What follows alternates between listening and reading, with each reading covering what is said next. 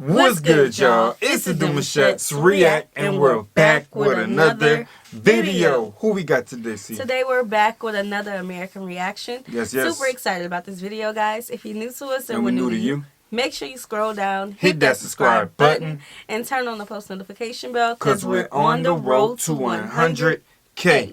And we cannot get there without you guys, all right? Join the family. Without further ado, let's get into the video. Let's get it. The Philippines is a complex archipelago nation in the northeast of Southeast Asia, made up of over 7,000 islands across an area that's probably larger than you think it is. This area is well known for having plenty of Spanish influences, but what were these islands like before the Spanish came? Furthermore, why was and is the archipelago so important, and how does the modern country integrate all 7,641 of its islands?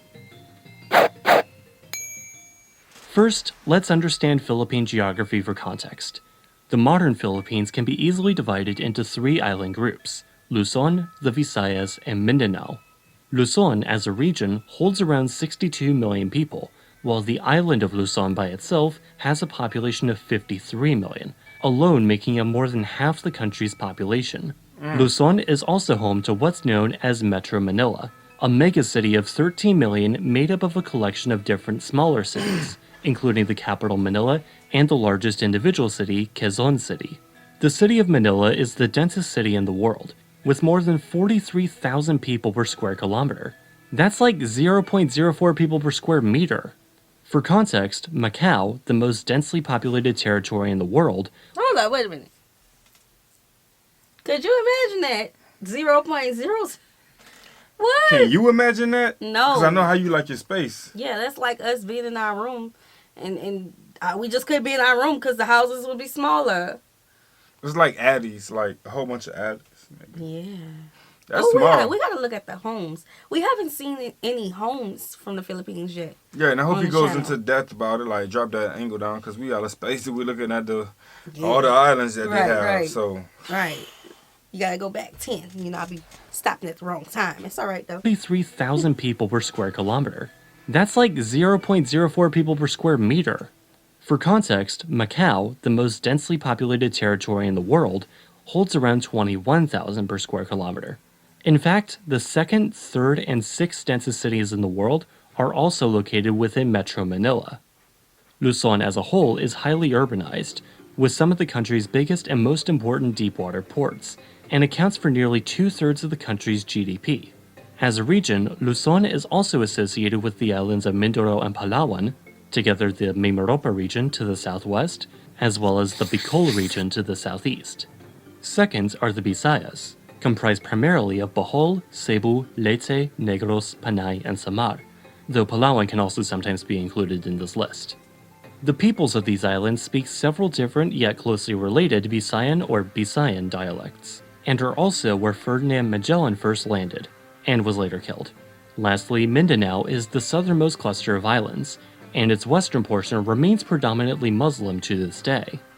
Mindanao itself is the second largest island after Luzon, and is home to 26 million people, many of whom live in the largest city, Davao. Mindanao, however, is also one of the poorer areas of the country, making up only 17% of the national economy, largely supported by agriculture, fishing, and forestry. But before we can learn more about what this country is like and what challenges it has to deal with nowadays, first we have to... No, this is not an ad break, this video isn't sponsored. Okay, what I was going to say was, we must first ask, what was it like in the past? More specifically, what was it like before the Spanish arrived? These islands and these regions are essentially only one country because of, well, Spanish colonialism. Before the Spanish first arrived, however, the map was a lot more fractured. The first credible written record in the Philippines, written in a mixture of Old Javanese, Old Malay, and Sanskrit, dates back to around AD 900. However, the Philippine cultures also developed their own writing system from the 14th through 16th centuries, in Abugida known as Baybayin.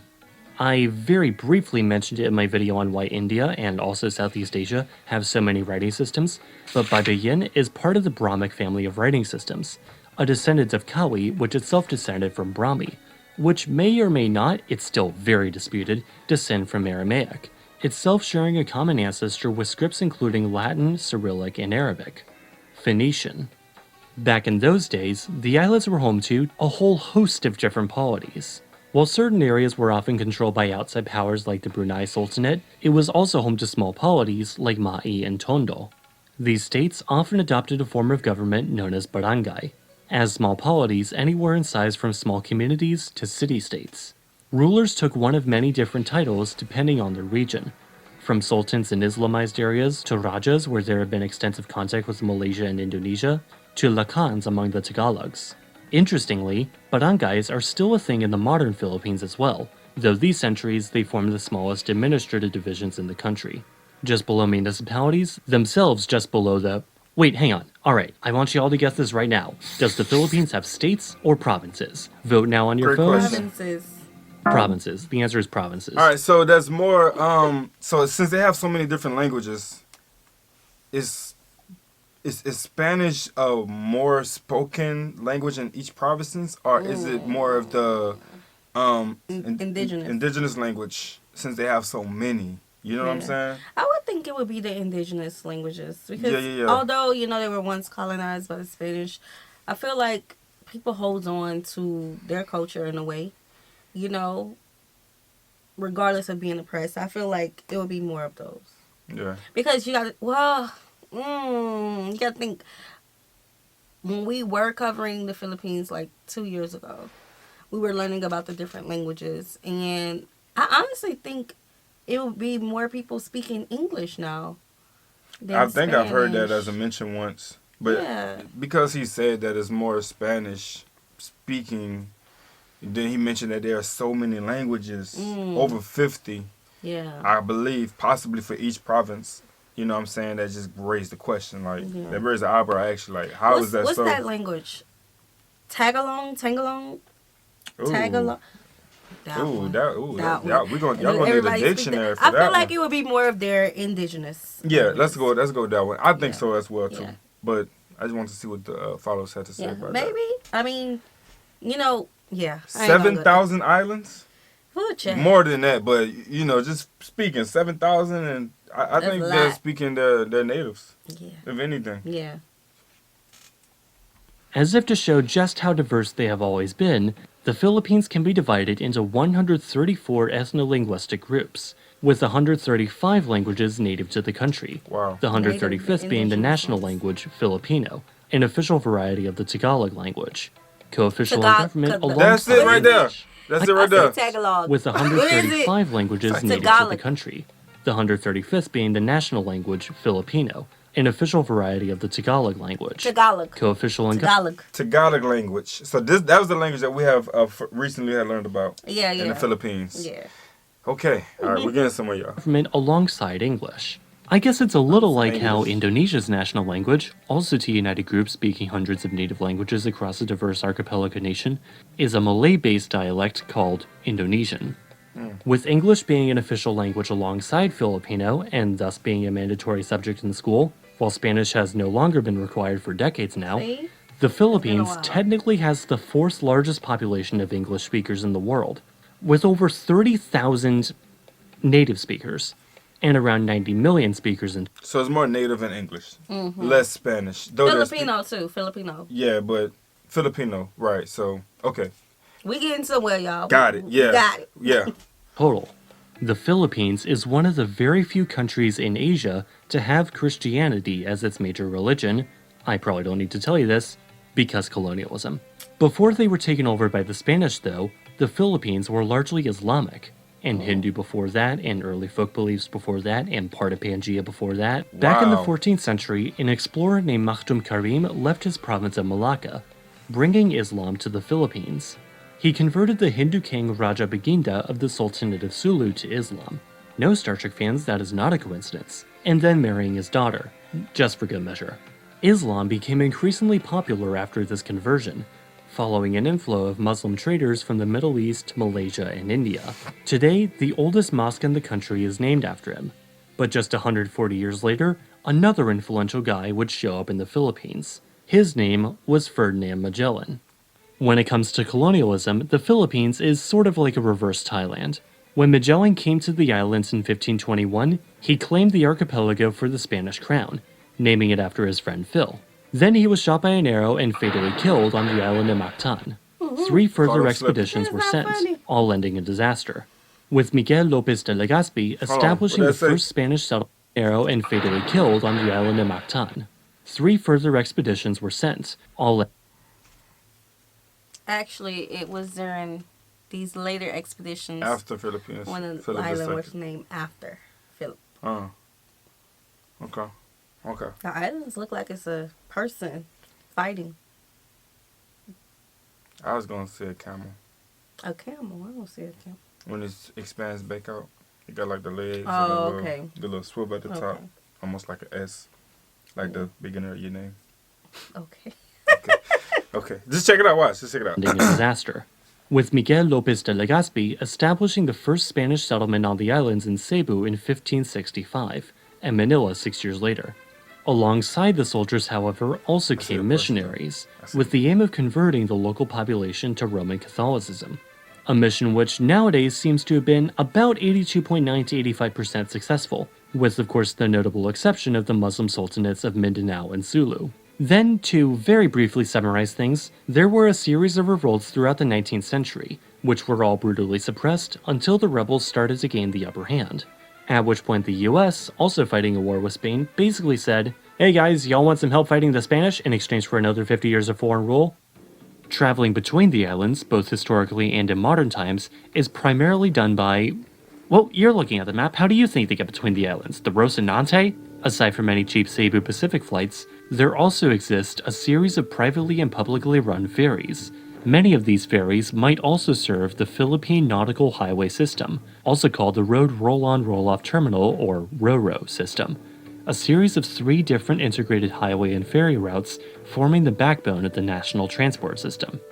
Navigating within islands can also be difficult though, as these Nah, I did not see that coming. Yeah, that's good to know. I mean, they gotta, Get from put A it to B, together right? some way, But yeah. I didn't see that. I'm gonna need like a closer view of that. Yeah, honestly though, because we have our bridges that Oh seem Lord, like oh forever. my God, forever over water. Whew. But of course, this is really our first time really getting into the geography of the Philippines. True, yeah, So we really don't know how far away these islands are. exactly. So I gotta see a close up. Yeah, but like if it was close enough to build, just highways like what we have, because y'all. Did you say close enough? Yeah. Did you? I don't know. Don't you remember that last drive over our long bridge? Yeah, I know. How many hours that was? It's just an hour. That's a long hour. That hour feel like it's forever because all you 2. see is water. Like Yeah, all you see is water.